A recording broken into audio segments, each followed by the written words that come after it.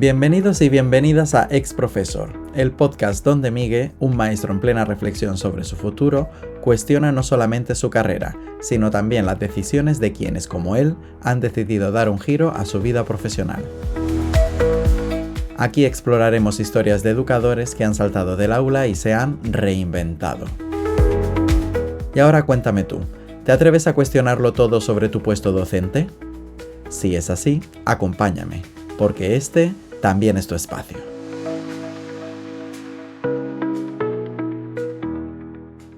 Bienvenidos y bienvenidas al episodio número 13 de Ex Profesor. En este tercer episodio de la segunda temporada volvemos a nuestra categoría ya conocida, reinventados, exprofes que han dado el salto fuera del aula. Después de haber lanzado algunos episodios de categorías diferentes, que por cierto han sido muy bien recibidos, así que muchas gracias, hoy les traigo a un nuevo invitado con un camino muy diferente a los presentados hasta ahora.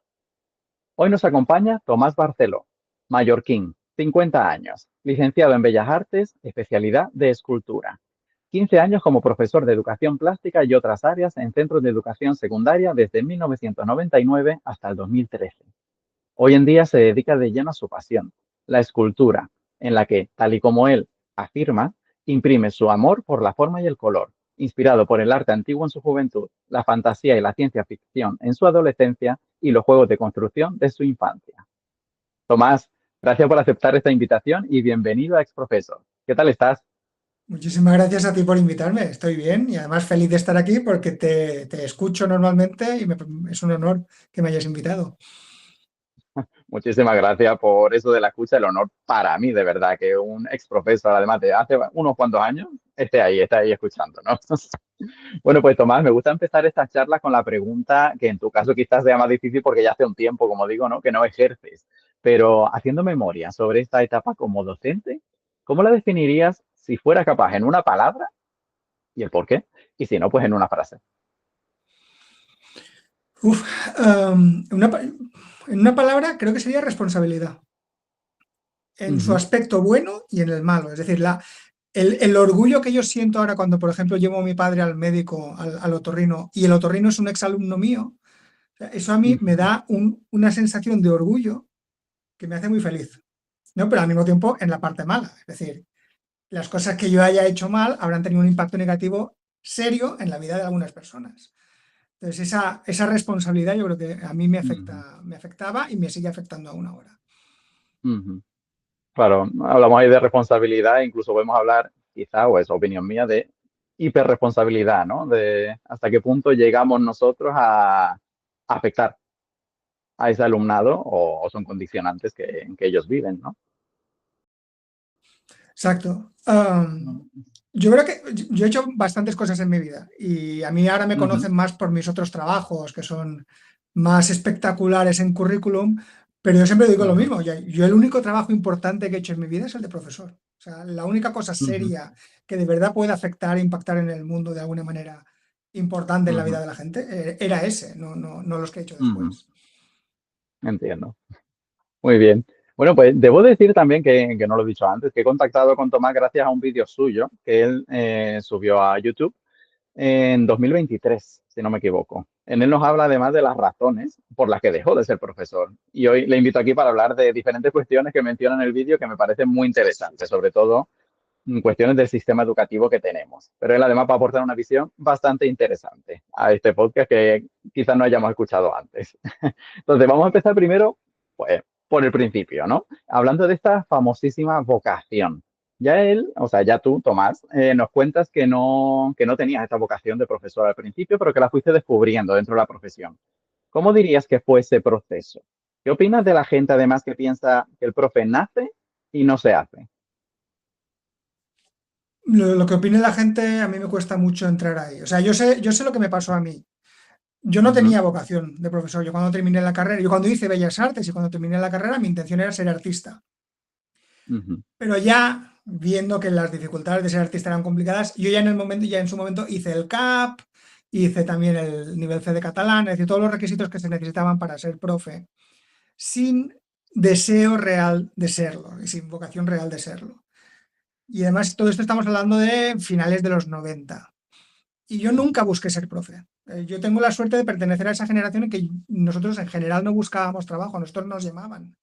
Y a mí me pasó, a mí me llamaron 3 veces para ser profe. Las 2 primeras dije que no y la tercera dije que sí, vamos a intentarlo. Y entré por eso, casi casi porque me arrastraron dentro, sin tampoco manías, es decir, yo no detestaba la idea, simplemente no tenía ningún interés. Y sí que Ujú. cuando empecé, el principio fue muy duro, o sea, para que te hagas una idea, mi primera clase, mi primera hora en el aula fue con 42 Ujú. alumnos, Qué 16 de los barbaridad. cuales eran de necesidades especiales, de cuarto de eso. O sea, fue una Madre batalla. mía. Y yo salí de esa clase, me fui directamente a la directora, le dije, yo no sirvo para esto, contrate a otro. Y se puso a reír y me dijo, no, no, tranquilo, esto es así y tal. Y a partir de ahí sí que empecé a enamorarme poco a poco del trabajo, de la relación con Ujú. los alumnos, de la responsabilidad que te decía, es decir, recibimos a estos chavales y hay que hacer algo con ellos, ¿no? Para bien, hay que intentar mejorarlos en lo que podamos. Y poco a poco y a paso de los años me fui enamorando profundísimamente. O sea, nunca fue un flechazo, pero sí que fue uno de Ujú. esos amores que se van construyendo con el roce, que yo creo que a la larga son mucho más verdaderos que estas cosas sentimentaloides del ¿Verdad? primer momento. Ujú. Poquito a poco con el tiempo, ¿no? Claro. Y poco a poco, o sea, yo en principio quería ser artista dedicándole algunas horitas a ser profe y poco a poco la parte docente se iba comiendo más parte de mi vida. Siempre así. Ujú. Claro. Y estando de profe, ¿qué era lo que tú más disfrutabas? Mencionas en el vídeo una parte que me llamó la atención en la que dices que te gustaba especialmente cuando los alumnos tomaban decisiones, que les ponías tú a ellos en situaciones en las que tenían que tomar decisiones. ¿Era eso lo que más disfrutabas? ¿Qué más? Eso es una cosa que yo creo que he llegado a disfrutar después, porque es una cosa que varios de mis exalumnos me han dicho. Eso me lo han Ujú. dicho varios. Me dice, tú eres el único que nos hacía tomar decisiones.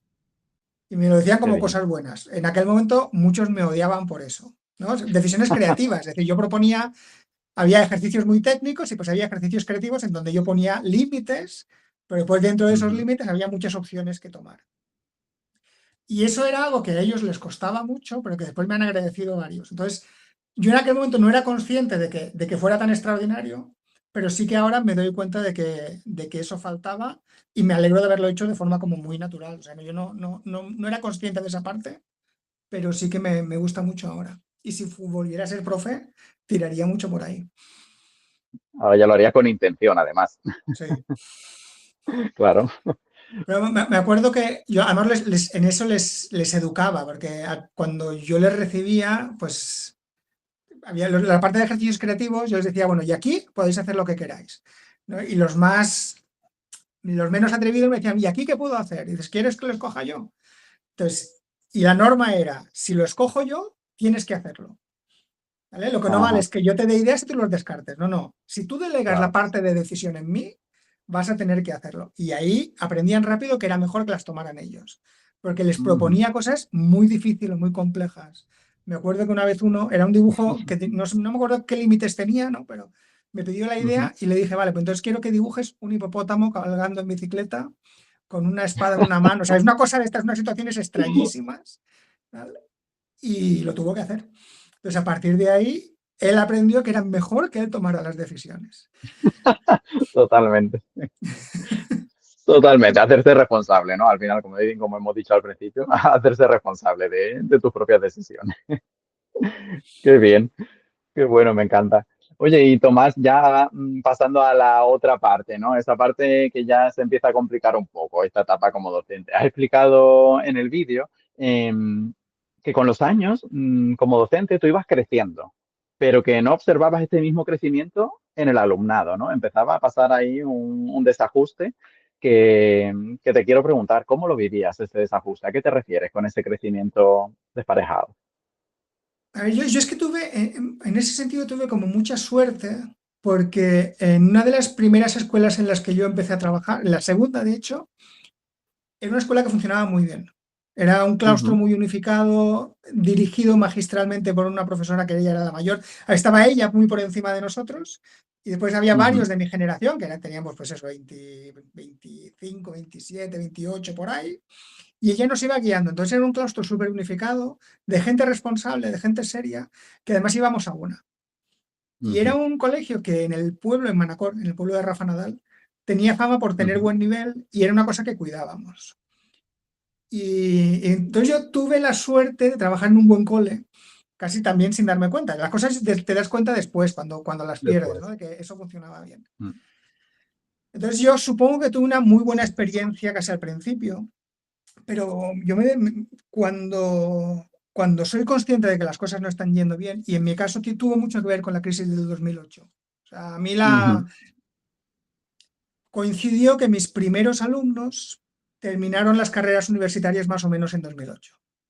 Entonces Ajá. yo es cuando me los encontraba de, vale, estos chavales les hemos estafado, les hemos dicho Mm. que si nos hacían caso tendrían un espacio, una vida, un sitio en esta vida, ¿no? Y Y resulta que los mira. primeros que lanzo yo al mundo, o sea, nada, o sea, no hay ni Mm. vida, ni sitio Mm. para ellos, y además con una formación que yo creo que debería haber sido mejor. Y entonces me empiezo a fijar en mis alumnos de ahora y me doy cuenta de que saben menos que esos. O sea, que Ujú. el nivel es inferior. Y poco a poco me voy dando cada vez más cuenta que a mí me cuesta mucho más esfuerzo conseguir menos Ujú. resultados, ¿no? Que eso de resultados es algo que tenemos que hablar, que qué significa, ¿no? Pero que Vale. yo me doy cuenta de eso, es decir, yo sé más, soy mejor profesor. Ujú. O sea, ¿cómo es posible que yo sin experiencia y sin interés consiguiera unos resultados Conseguirá más. alucinantes, ¿no? Y ahora esforzándome, teniendo ideas, o sea, teniendo experiencia, sabiendo cómo manejar bien las situaciones, consiga Ujú. menos que antes. Y cada año Vale. era un poquito más de esfuerzo y un poquito menos de resultado. Y yo de eso, o sea, nunca sabes si es una sensación o si es objetivo. Ujú. Pero sí que me pasó una vez, eso ya era de los últimos años, que yo ya estaba bastante quemado en ese sentido, que un padre vino y me montó un pollo con dirección porque yo estaba Ujú. haciendo un ejercicio que era imposible que un niño de cuarto de eso fuera capaz de hacer, ¿no? Y era un ejercicio que Ujú. es verdad que era complejo porque tenía varias partes, tenía una parte del sistema geométrico de tangencias, que es una cosa que es verdad que no es sencilla, pero que conseguían hacer y que era un ejercicio que yo había hecho siempre. Y yo ahí es cuando me di cuenta de, a ver, que yo este ejercicio lo hacía en primero de eso, cuando empecé. O sea, ¿cómo es Fíjate. posible que alguien me diga que es imposible que un alumno de cuarto de eso haga esto, cuando yo antes lo hacía en primero y lo Ujú. conseguían todos? ¿Sabes? Algunos mejor y otros peor, pero todos mis alumnos de primero de eso hacían ese ejercicio. Ujú.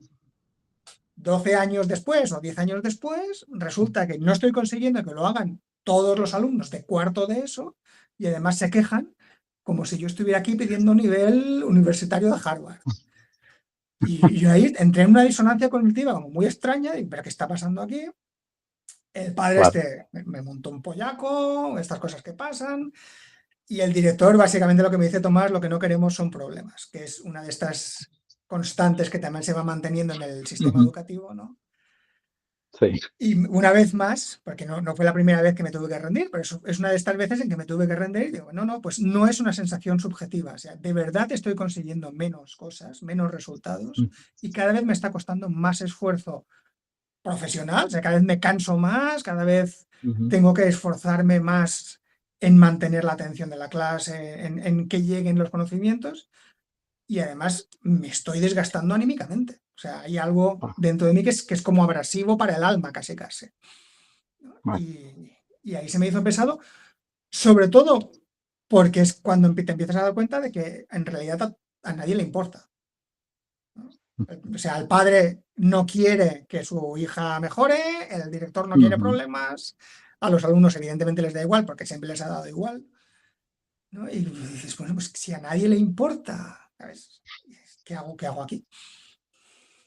Totalmente. Es que te escucho, se me ponen los pelos de punta. Es alucinante porque, por un lado, veo ese machaque ya interior que tú llevas, ¿no? De decir, es que me estoy aquí matando para conseguir lo que antes conseguía con alumnos más pequeños, de menos nivel, supuestamente.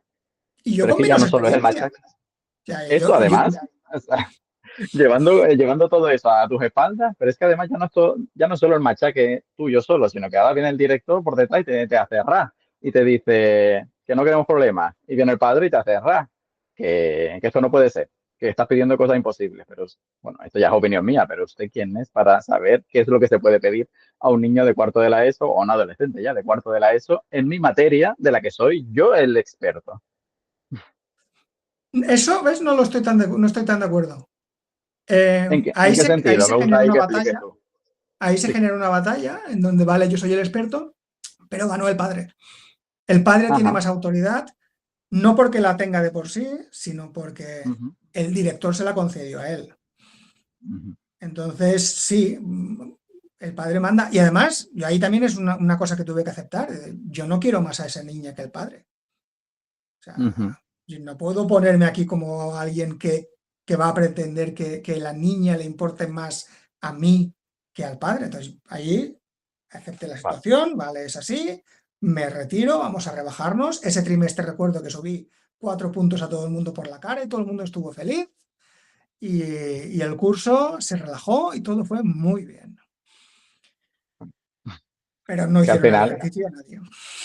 claro, al final es eso, ¿no? Y va ahora a retomar el tema del nivel, ¿no? Comentas tú el tema de que dices que ahora no se busca que los alumnos salgan con ese buen nivel que tú sentías al principio de tu experiencia, que iban buscando, se iba buscando eso, o al menos eso pensabas, ¿no? Dices que a lo mejor tuviste suerte con el colegio o con el centro en el que estuviste trabajando, pero que ahora se busca más o menos pues que todos pasen y que sean felices. Y aquí me gustaría preguntarte, ¿cómo crees que afecta este sistema? Que yo lo llamo un poco este Mr. Wonderful, a los profes y a la calidad de la enseñanza.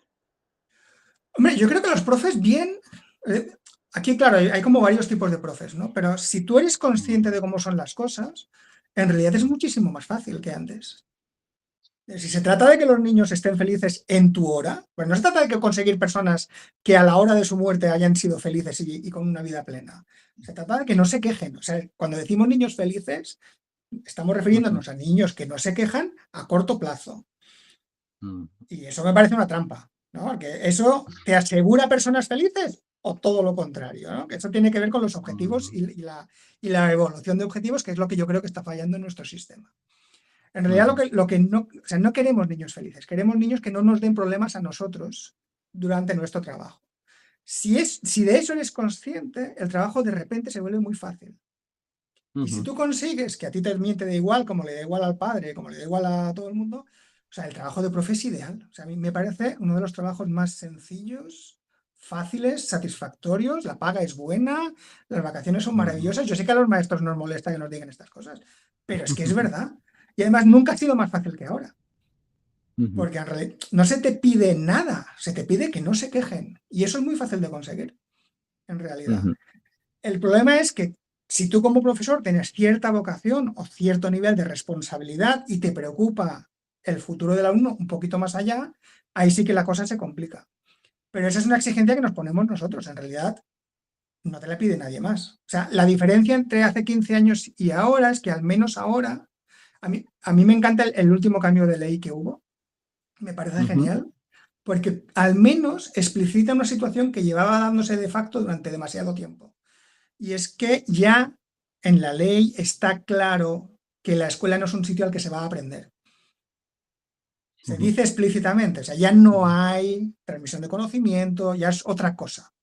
Y a mí me ujú, encantaba cuando la ministra Celaá lo decía abiertamente, ¿no? Y que ya ujú, no es un sitio de esos y que, por tanto, en ese tipo de ambientes es imposible que un niño fracase porque pues, este tipo de Mr. Wonderful, lo que dices tú, es maravilloso. Pero claro, ujú, si tú te resistes a eso y sigues creyendo que la escuela es un sitio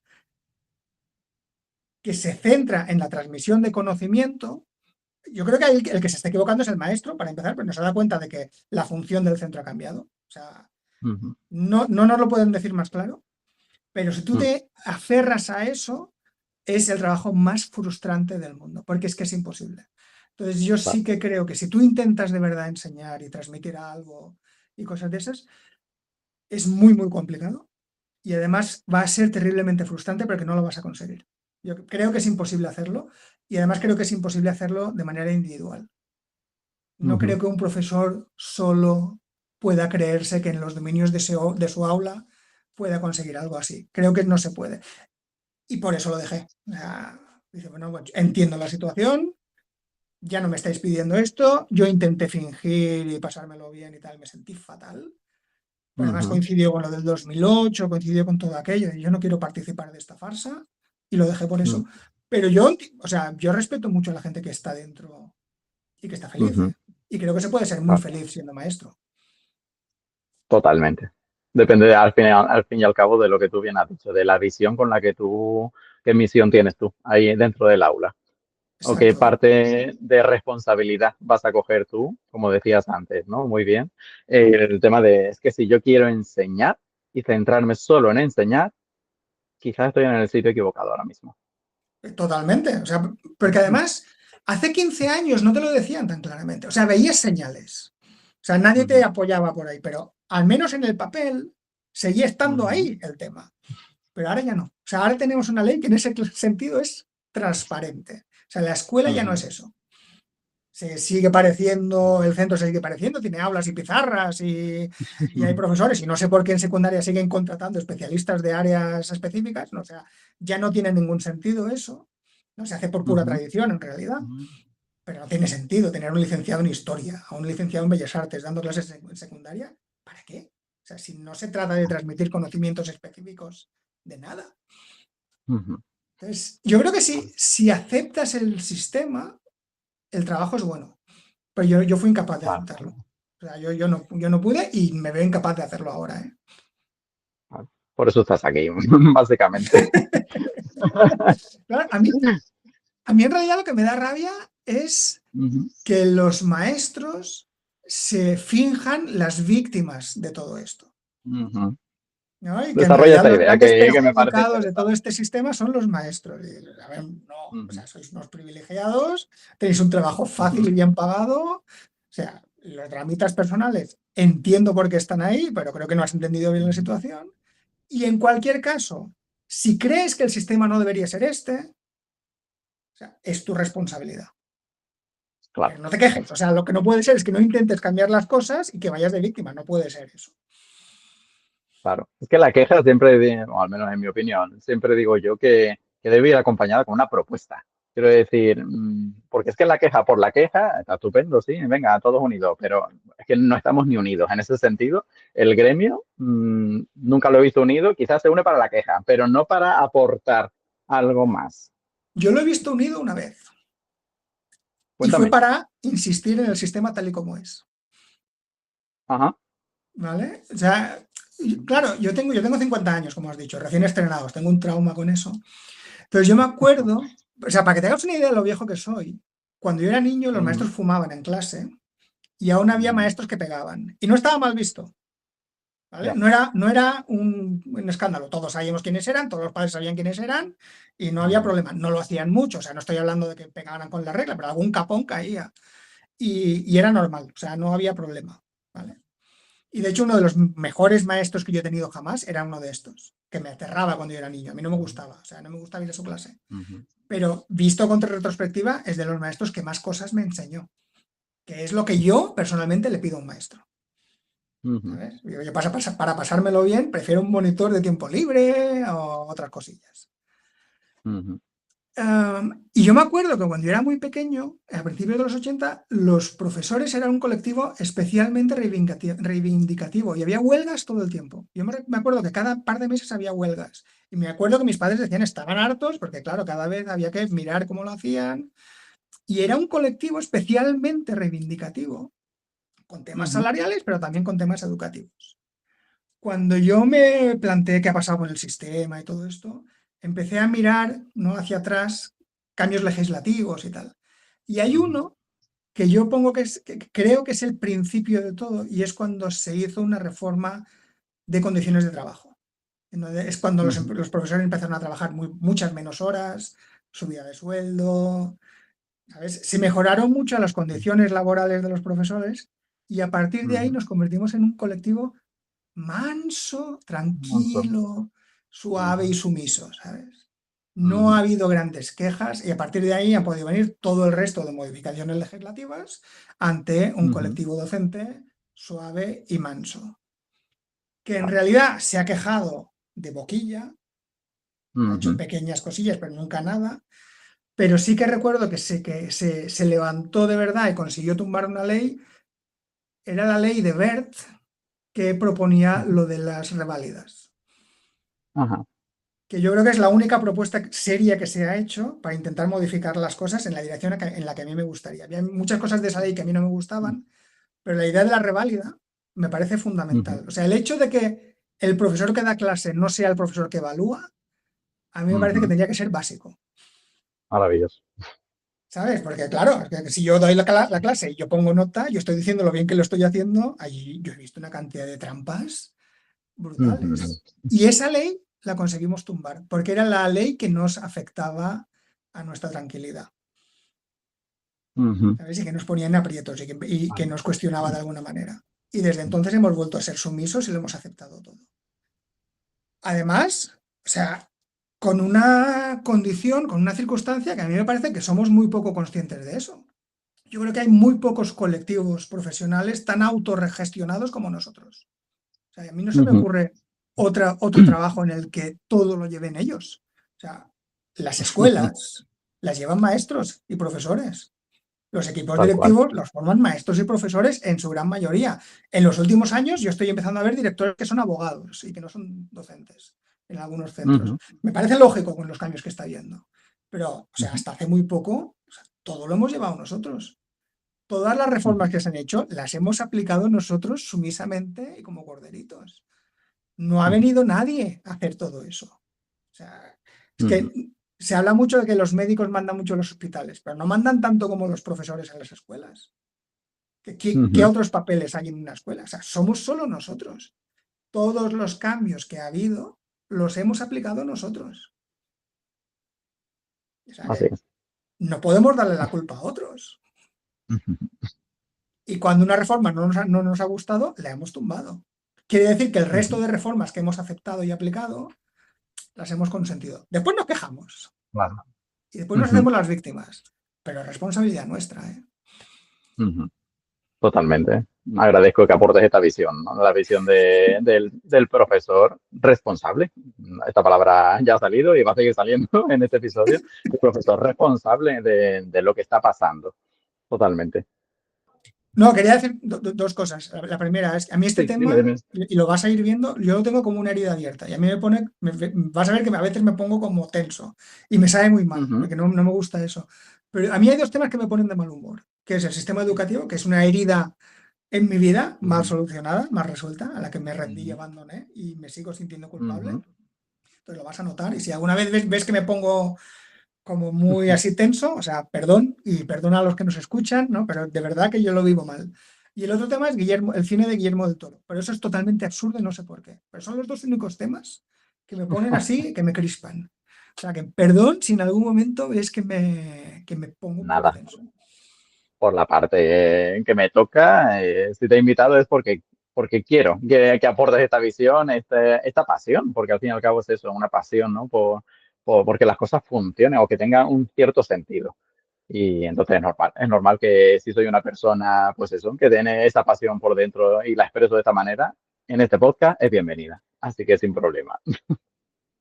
Te quería preguntar ahora por otro episodio concreto que tuviste con una repetición de un alumno, ¿no? O no repetición, más bien. Decías algo como que no te parecía bien que se aprobara a un alumno que definías como insoportable, sin nivel, evidentemente, por lo injusto de la situación para el resto del alumnado, ¿no? Hablamos de nos imaginamos todo ese alumno que tenemos en clase que no quiere estar ahí, que incluso no solo no quiere estar, sino que también da la lata, molesta, y en muchos centros, y eso lo he vivido yo, y yo creo que es raro el docente que no lo haya vivido, se dice eso de, mira, vamos a probarlo, porque aquí no va a aprovechar el tiempo, así que pase de curso.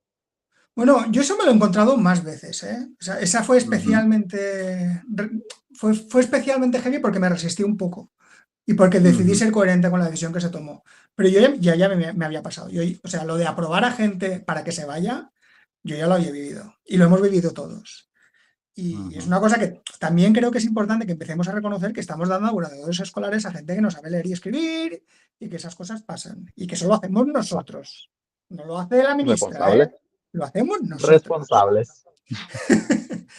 Y eso yo ya había vivido esa situación varias veces y yo ya no estaba luchando tanto por el nivel, además era en otro cole en donde esas cosas nunca habían importado tanto. Y yo ahí era mucho más laxo en esas cosas, pero estamos hablando de un chaval que no venía, que no había hecho ni un solo trabajo durante todo el curso, que era un cabrón con sus compañeros y conmigo, pero conmigo, o sea, yo nunca he tenido problema con los alumnos rebotados. O sea, a mí me parece lógico y me parece bien que lo hagan y es parte de mi trabajo, a mí me han pegado, o sea, no hay ningún problema y me parece bien, ¿sabes? Me parece bueno. De hecho, prefiero que haya rebotados que no cuando tenemos cursos demasiado sumisos. Me parecen un rollo. O sea, creo que tiene que haber algo de humanidad en eso y que un adolescente se rebote es normal. Por tanto, yo nunca me he quejado de eso.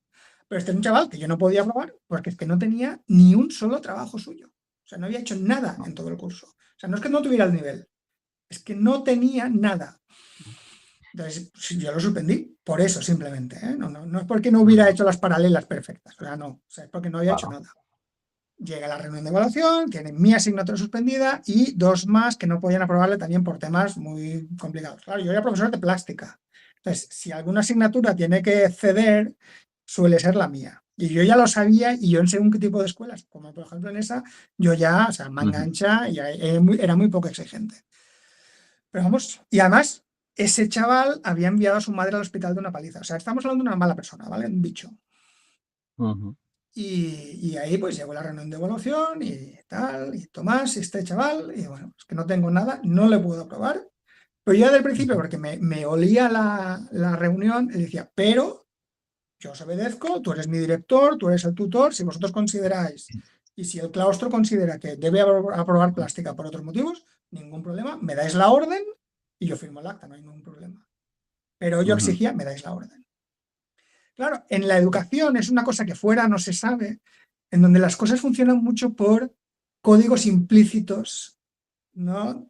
Que yo lo he visto en educación, lo he visto en grupos de drogadictos, ¿no? En donde las cosas no se explicitan nunca, pero todos sabemos que las cosas deben ir por ahí.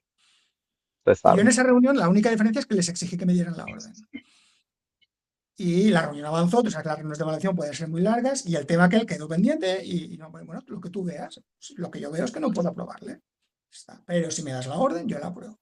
Entonces, cambiábamos de curso y de vez en cuando volvíamos a aquel chaval, porque claro, nadie lo quería tener. La consecuencia de que yo no le aprobara era que repetía, lo teníamos un año más en la escuela. Claro. Entonces, no querían tenerlo un año más en la escuela, cosa que yo entiendo totalmente. Y la manera más eficiente de poder sacarlo de ahí era aprobarle. Bueno, horas de reunión, va volviendo el tema hasta que el director, harto de mí y ya enfadado, y eso tuvo consecuencias, Tomás, apróbale, ningún problema, le digo al tutor, modifica la lista, esté aprobado, y le digo a todos los demás. Y todos los demás alumnos, cualquiera que esté suspendido, aprobadle también. Y ahí me miraron con cara de pánico, ¿no? Y así, no me vais a decir, y dije un par de nombres concretos, no me vais a decir que este se lo merece menos que el otro. Ya ves. Y ahí, pero como rompí ese consenso implícito, ahí se generó un mal ambiente que tuvo consecuencias más tarde. Y yo en ese cole, yo empecé el septiembre siguiente, yo empecé, me acuerdo el primer día de clase, pasando lista y siendo consciente de que no puedo suspender a nadie. Y yo en ese cole trabajaba sabiendo que todos estaban aprobados desde el principio. ¿Y cómo vives eso? Lo aceptas. Ya está, o sea, mi trabajo aquí no es... Los profesores tenemos 2 trabajos. En realidad tenemos 2. Uno es en mi mentalidad, ¿vale? No en el sistema actual. O sea, como yo veo que es nuestro trabajo de persona mayor, ¿vale? Uno es transmitir conocimientos, enseñar cosas, y las cosas no son solo conceptos, ¿vale? Son cosas que van mucho más allá. Y después una segunda parte que a mí me parece muy importante, que es avisar a la sociedad de cómo está este chaval, de cuál es su nivel, de qué ha conseguido hacer, ¿no? Porque en algún momento el chaval va a salir del sistema educativo, bastante pelo por todas partes, y nosotros como sistema tenemos que ser capaces de decirle a la gente, este chaval es capaz de hacer este tipo de tareas. Este chaval sabe escribir, este chaval sabe calcular cosas de cabeza, este chaval es empático, ¿sabes? Tiene que haber una serie de cosas que queden evaluadas y que nosotros avisemos a la sociedad de que este puede hacer estas cosas y no puede hacer estas cosas. Me parece razonable pensarlo así y me parece bueno.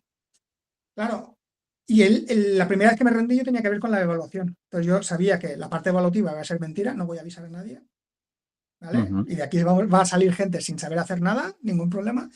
Pero yo seguía manteniendo la ficción de que, bueno, con esa parte rota voy a intentar enseñar a los que quieran enseñar. Los que Voy a quieran intentar aprender o los que... a los que quieran aprender, exactamente. Ujú. Que no funciona. O sea, que al final no funciona porque es que no funcionamos así. Pero bueno, lo intenté bastantes años y en algunos casos sí, yo a veces daba clases solo para un chico o para una niña. O sea, yo tenía un alumno y el resto eran obstáculos. Y yo intentaba mantener, ¿no?, aquello y ya está. Mm. Madre mía. Que relacionado con esto, era lo siguiente que te quería preguntar, es el tema de los experimentos, que me encantó la parte esta de, del vídeo en el que cuentas, pues yo me puse una vez a hacer experimentos y un trimestre, ya lo he dicho antes también, ¿no? Me dediqué a regalar puntos y otro trimestre di bastante caña y luego la caña la recibí yo, ¿no? Por, por parte de la familia, del equipo. Cuéntanos, ¿cómo fueron estos experimentos? ¿Qué aprendiste de todo este ensayo-error? Mira, cuando yo empecé a ser consciente de todo eso, que es todo en esta época, yo creo que estamos hablando, todo es después del 2008, que es cuando yo hago el Ujú. crack, que de verdad o sea, veo que las cositas que hemos estado haciendo tienen efectos reales en la gente, que ahora no nos acordamos, pero el 2008 estamos hablando de gente que salía del sistema educativo sin ninguna expectativa, sin posibilidad de nada. Y, ostras, aquello me dolió. Me dolió porque no les habíamos dado herramientas y además les habíamos engañado. La parte de la estafa es a mí la que más me molesta.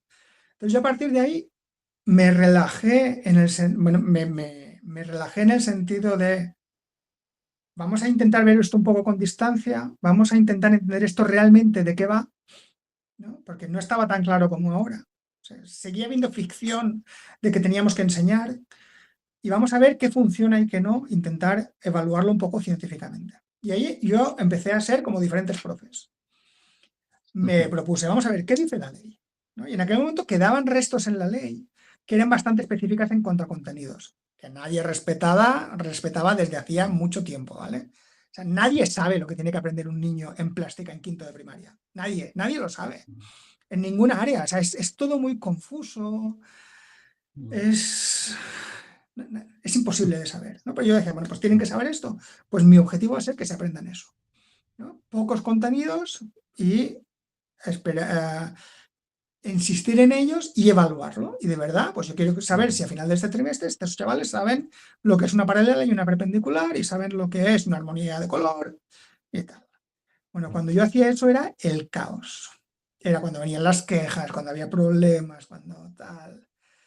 Y pues yo jugaba a profe guay, a profe de que los niños se lo pasen bien, de que haya actividades mucho más lúdicas, de que los contenidos no son tan importantes porque nosotros formamos personas, y ahí todo iba genial, y todo era maravilloso.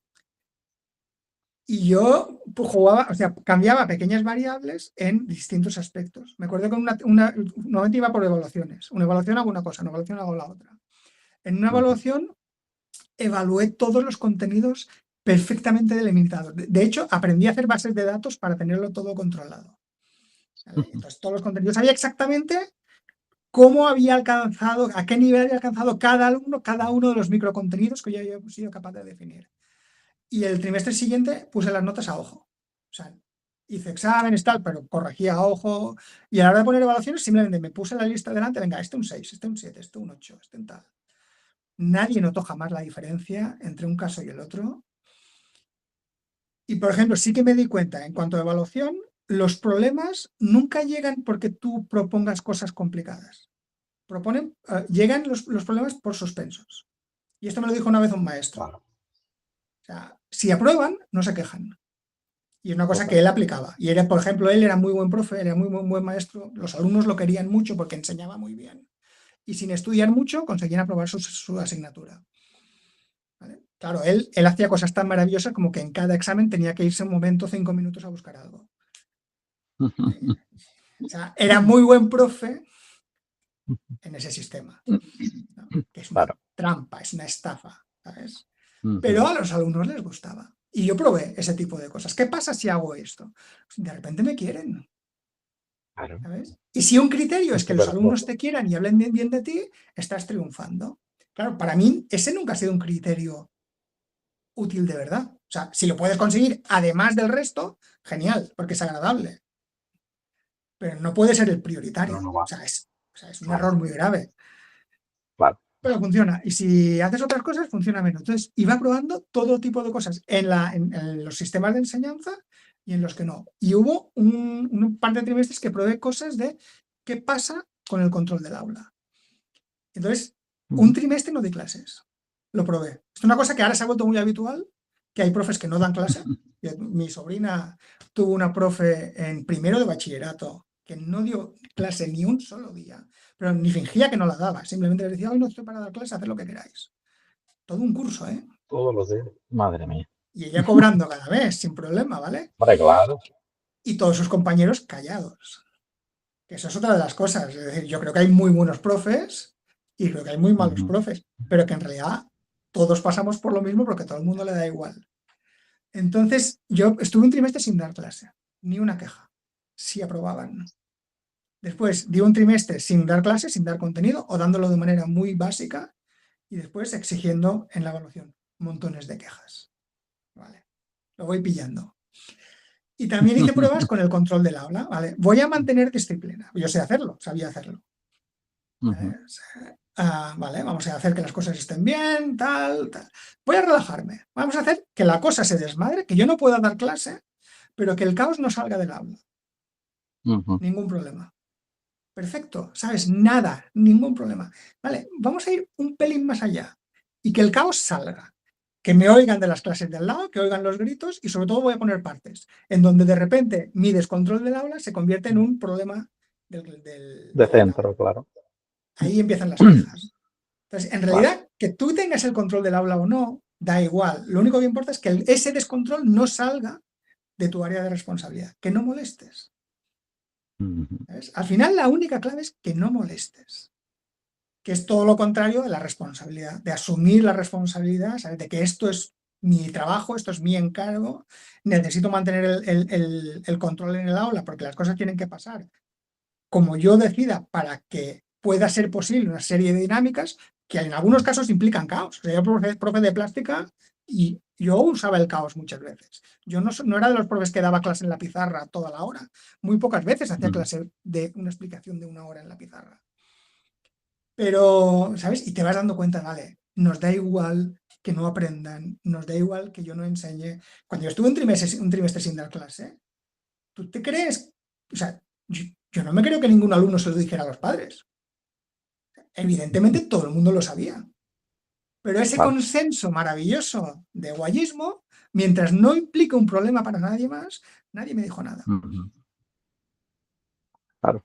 En ese sentido, bueno, ha tenido suerte, creo, con eso de que ningún alumno, de que ningún padre, perdón, o ninguna familia te viniera. Esas sí que las he tenido yo por último, bastantes. Vamos, no con este tema, o digo que las he tenido, que las he escuchado, no que las he tenido yo personalmente, pero sí que vienen a decirte por qué vas por el tema 2 y no por el tema 8, cómo hacen en el colegio, o sea, que se meten, ¿no? en tu labor docente y me imagino que si estás un trimestre sin dar clases, me refiero en el contexto en el que yo he trabajado al menos los últimos años, sí vendrían las quejas. Pero entiendo lo que quieres decir de que de esa frase además es que es muy fuerte, no voy a decir evidentemente del centro donde la escuché, pero sí que una compañera me vino y me dijo, mientras los problemas no lleguen a la dirección, haz Ahí lo que está, quieras, haz lo que quieras. ahí Y es está. muy fuerte. Pero es que es así. A mí me da rabia porque yo tengo una opinión horrible del colectivo docente. ¿Vale? O sea, de verdad, yo no Cuéntanos, cuéntanos. entiendo por qué los alumnos que salieron del sistema educativo en la crisis del 2008, el hecho de que no cogieran lanzallamas y arrasaran con las escuelas, para mí es una prueba de que son muy buena gente.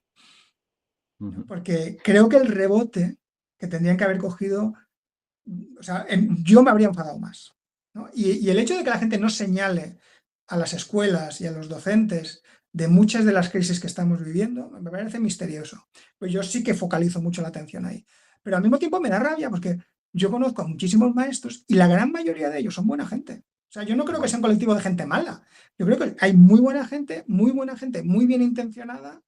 Está lleno de gente que se desgarra el alma intentándolo hacer lo mejor posible, de manera individual, sin conseguirlo, ¿no? Pero al mismo tiempo no hay un esfuerzo real en mejorar la situación. O sea, lo que queremos es que no nos puedan culpar personalmente. O sea, yo he hecho todo lo posible, cuando creo que no es verdad, porque entre todo lo posible está en, oye, tienes un colega que no está dando clase, que no está manteniendo el nivel, que no está haciendo nada, ¿vale?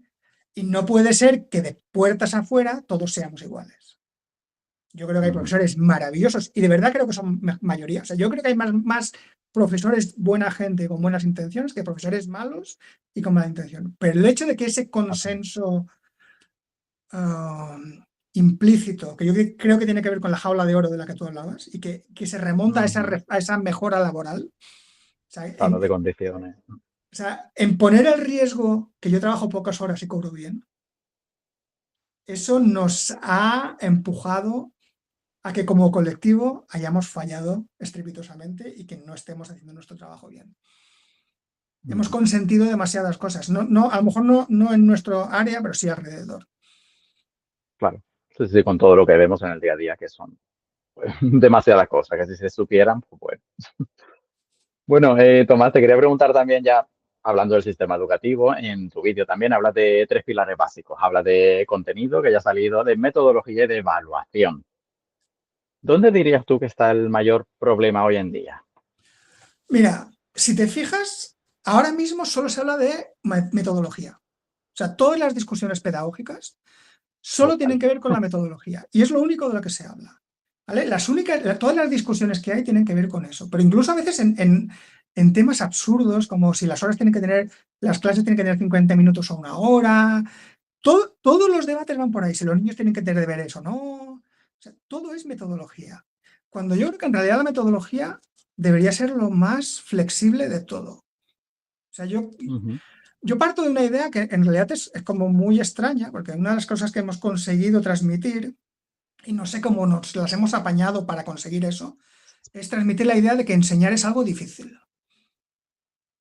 Cuando en realidad, ostras, que un niño aprenda es lo más fácil del mundo porque está preparado evolutivamente y biológicamente para aprender. O sea, no hace nada más que aprender, especialmente cuando es muy pequeño, se aprende solo. O sea, ¿qué va a ser difícil enseñar a un niño? Enseñar a un niño es lo más fácil del mundo. Nuestra tarea es organizarle las cosas que tiene que aprender para que la cosa prospere y le vaya bien. Y tal. Pero enseñar en sí a un niño es muy fácil. Enseñar a una persona de 50 años es complicado. Pero a un chaval, o sea, eso es fácil. Por tanto, la metodología, a mí me parece la parte fácil, la parte sencilla. Entonces, no veo, o sea, no entiendo por qué hay tantas discusiones o por qué hay tantas cerrazones en ese sentido. O sea, yo creo que si un colegio quiere segregar por sexos, que lo haga, ¿sabes? Que si otro quiere probar a enseñar solo con juegos, que lo haga. O sea, que diferentes centros prueben diferentes cosas me parece lo más genial del mundo si lo otro funciona.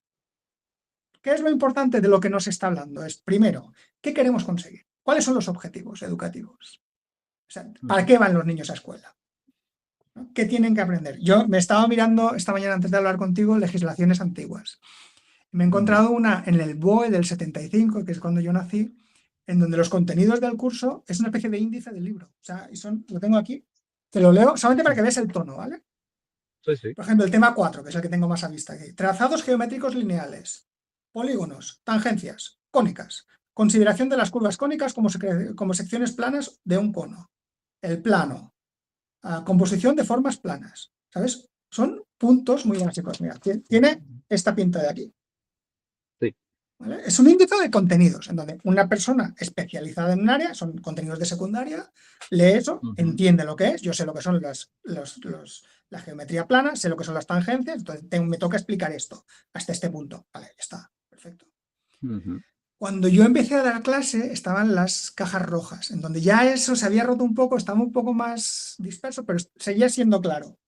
¿Vale? Tengo uno aquí, ¿no? Que habla, por ejemplo, pues cosas que yo tenía que enseñar cuando empecé.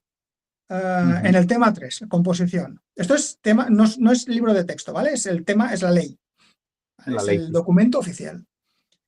Criterios básicos para componer. Simetría, asimetría. Peso visual de la masa y color. Dirección de líneas y fuerza. ¿Vale? Son cosas así. Son contenidos que puedes aprender. Los hay que no son teóricos. Aquí hay uno que es interés por conocer la organización interna de cualquier mensaje gráfico, plástico o visual. O sea, no estoy hablando en la lista de los Reyes Godos, ¿vale? Había objetivos de muchos tipos. Sí, sí.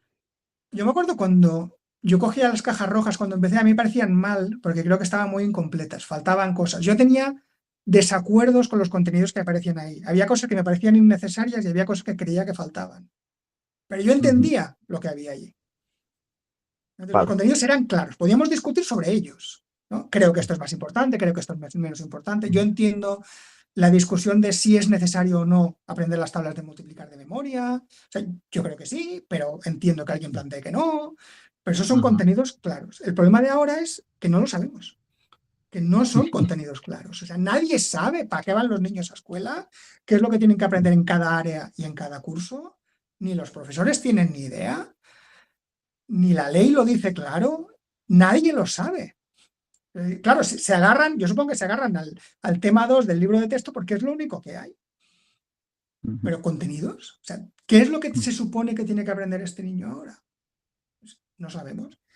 En comparación a estos otros temas, tengo aquí los criterios de evaluación de la ley actual, ¿vale? Que los que sean profesores se lo han leído al menos una vez y fingen entenderlo, ¿vale? Cojo la primera competencia. Comprender la importancia que algunos ejemplos seleccionados de las distintas manifestaciones culturales y artísticas han tenido en el desarrollo del ser humano, mostrando interés por el patrimonio como parte de la propia cultura para entender que se convierten en el testimonio de los valores y convicciones de cada persona y de la sociedad en su conjunto, y para reconocer la necesidad de su protección y conservación. ¿Vale? Y ese contenido, que se supone que tiene que ser claro, y no lo es, pues yo no sé de qué está hablando, se evalúa de esta manera. O sea, el criterio de evaluación de ese contenido es reconocer los factores históricos y sociales que rodean las producciones plásticas, visuales y audiovisuales más relevantes, así como su función y finalidad, describiendo sus particularidades y su papel como transmisores de valores y convicciones con interés y respeto desde una perspectiva de género. No quiere decir nada. ¿Qué es eso? O sea, yo entiendo que en una asamblea queda bien, pero no quiere decir nada. Y aparte está mal redactado. O sea, tiene un problema grave de estructura. Hay poca claridad en los contenidos. Ya no sabemos lo que tenemos que enseñar. Y en vez de ser explícitos y decir, nada, pues ya nos enseña, hemos hecho una documentación incomprensible que parece que tienes que tener unos conocimientos arcanos extraños, ¿no? Y tienes la sensación de, no, aún no sé lo suficiente como para entenderlo, cuando en realidad no quiere decir nada. Y otra cosa, y claro, si esos son los objetivos, se supone que tenemos unos objetivos que queremos transmitir, los transmitimos a través de una metodología y después evaluamos si esa metodología ha sido efectiva para que los niños tengan esos objetivos. ¿Vale? Los objetivos fallan porque no son claros, pero la evaluación, o sea, de verdad, cuando alguien aprueba la asignatura, estamos seguros de que sabe reconocer los principales factores históricos y sociales que rodean las producciones plásticas, visuales y audiovisuales más relevantes, así como su función y finalidad.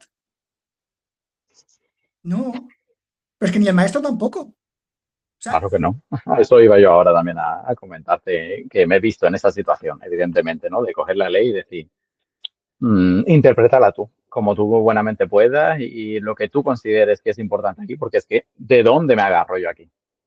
entonces, claro, si entendemos que es objetivos, metodología y evaluación, eso tiene sentido, porque después vamos a encargarnos de que la evaluación sea real, sea científica, y vamos a comprobar qué metodologías funcionan bien. Entonces, vale, llevamos una experiencia de varios años con un curso, con una escuela que segrega por sexos. Perfecto, vamos a la evaluación. ¿Es mejor, peor o no afecta a la adquisición de objetivos o al cumplimiento de objetivos? Pero hagámoslo científicamente, no por pulsiones emotivas, ¿no? Porque es que si no se evalúan las metodologías, ya no son metodologías, son juegos. O sea, no estamos siendo científicos. O sea, que a mí me parezca mejor enseñar con libros o sin libros es una pura opción personal que tiene que ver con mis impulsos morales. O sea, pero no tiene nada de científico porque no lo estamos evaluando. Y no lo podemos evaluar porque no sabemos qué es lo que tenemos que evaluar. O sea, no sabemos si ese niño ha llegado más cerca o más lejos del objetivo que nos habíamos marcado porque no entendemos cuáles son. Entonces, estamos haciendo aguas por todas partes, seguimos peleándonos por metodologías y nos quejamos de si debería haber una tablet en el aula o si no debería haber una tablet en el aula. ¿Pero respecto a qué? O sea, ¿de qué me estás hablando? O sea, yo no soy ni partidario ni contrario de la tablet hasta que no me digas cuál es el objetivo, ¿no? Y si vamos a ser capaces de encontrar entre todos un sistema serio de evaluación.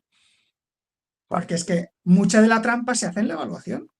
Yo me acuerdo, en una de las escuelas en las que yo trabajaba, yo me enamoré de un tipo de centro que yo tenía claro que si no era capaz de trabajar en esos centros, yo dejaba la educación. A mí nunca me interesó la educación pública, porque desde el principio me di cuenta de que no es posible que un profesor individual consiga nada. O sea, o lo conseguimos todos como claustro, que es la experiencia que yo tuve en aquella primera escuela de Manacor, o sea, o es un trabajo de equipo o no va a salir. Y en una pública es muy difícil que todo el equipo se coordine, porque en el fondo tú no eres nadie, por mucho que seas director, para decirme qué es lo que tengo que hacer o no, porque no me vas a echar. O sea, si quiero no dar clase, no la voy a dar y punto. O sea, no hay problema. En la privada y en la concertada eso no pasa. Claro, en la privada, yo no trabajé nunca en la privada, siempre trabajé en concertadas y en un modelo muy concreto, que son escuelas de pueblo. O sea, no son escuelas elitistas, escuelas de pueblo que en muchos casos eran incluso más antiguas que la pública, y que además tenían un modelo que era una línea, desde infantil hasta cuarto de ESO. O sea, nosotros recibíamos a los niños con 3 años y yo sabía que yo los recibía con 11, pero yo me estaba relacionando con ellos desde antes. O sea, yo en el patio ya sabía, me conocía, decía qué tal, y me decía, prepárate con no sé qué. O sea, eso es un modelo muy personalizado que a mí me encantaba. Pero claro, en uno de los coles había la maestra, que además coincidía que era la jefa de estudios de primaria, que era la mejor maestra de la escuela. Que es una de este tipo de maestras que explica tan bien que no tienes que estudiar, ¿sabes? Y que es tan buena que todo el mundo saca muy buenas notas y es muy feliz y tal. O sea, tú cuando eres joven dices, qué maravilla de maestra. Tienes un poquito de experiencia, dices, esta tía no está haciendo nada. O sea un desastre, ¿sabes? Y en la otra parte, una de las profesoras más odiadas, esta era profesora de ciencias sociales en primaria, aparte de otras cosas, pero sobre todo daba ciencias sociales. Y después estaba la profesora de historia, de eso, que era una de las profesoras más odiadas del centro. Porque claro, aquella recibía los niños de sexto, y dicen, no saben nada, y me lo decía, es que no hacen nada, es que no saben nada. Es que, claro, ella cuenta historietas en el examen, es una chorrada, los niños no aprenden. ¿Y yo qué hago? Yo tengo dos opciones. Seguir su línea, seguir su estela y ser súper guay. O de pensar, no, es que estos niños van a salir de aquí y se van a ir a bachillerato, algunos. Caña, ¿sabes? Y ya empezaba en primero de eso, caña, porque tiene que dar, no primero de eso, tiene que dar desde tercero de primaria y todo primero de eso.